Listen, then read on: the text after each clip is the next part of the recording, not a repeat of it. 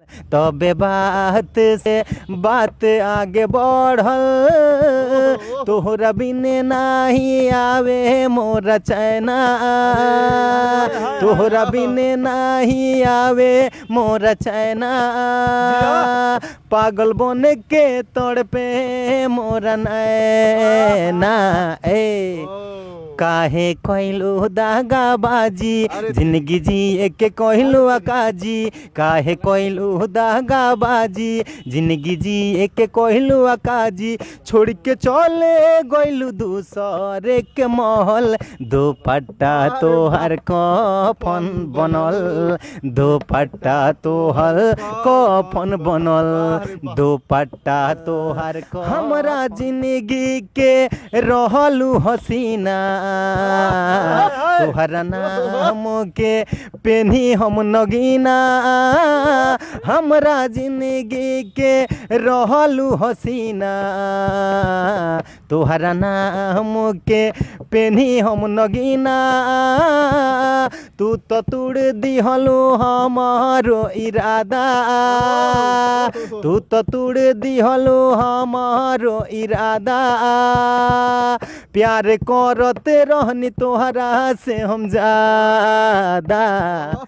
एने चीता हमार सजल ओने कहलू घर के दखल, एने चीता हमार सजल ओने कहलू घर के दखल, बात मान लिहलू दूसरे के कहल, दुपट्टा तोहर कफन बनल, दुपट्टा तोहर। बाकी इश्क ने इंसान को क्या से क्या बना दिया, किसी को पागल किसी को दीवाना बना दिया,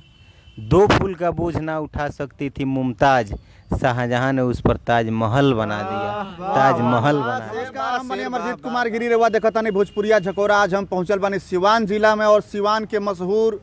कहीं तक गीतकार कहीं या चाहे कवि कहीं, शायर कहीं, प्रेमी कहीं, दीवाना कहीं, आशिक कहीं, हमारा साथ में बैठल दंदन दीवाना। आज दंदन दीवाना जी आज गीत गावे वाला बानी, एकदम दंदना के गीत चली आ दंदना करे हुआ सबे सुनी। दंदन बाबा का समाचार बा, कैसन बानी?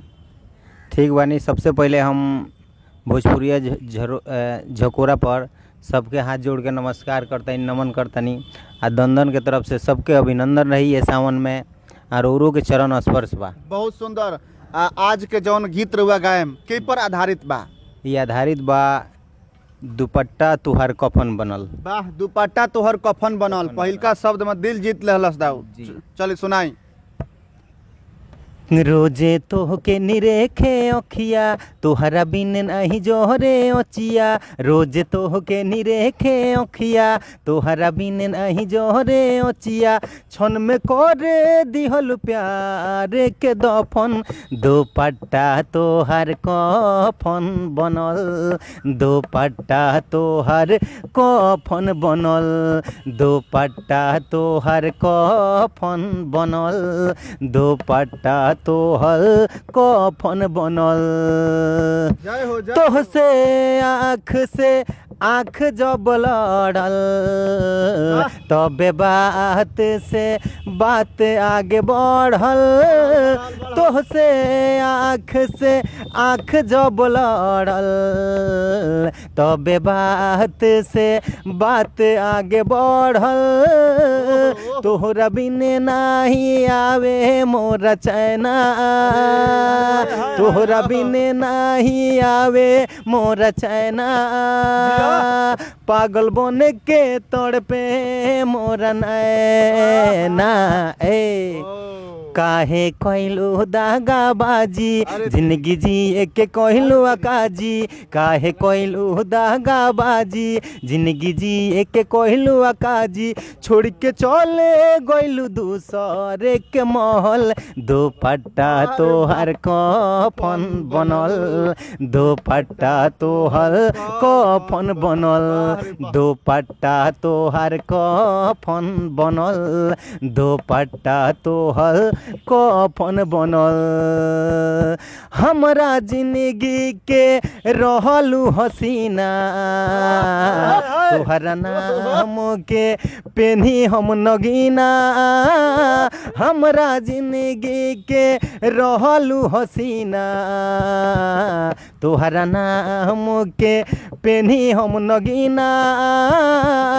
तू तो तोड़ दिहलो हमारो इरादा तू तो तोड़ दिहलो हमारो इरादा प्यार करते रहनी तोहरा से हम ज्यादा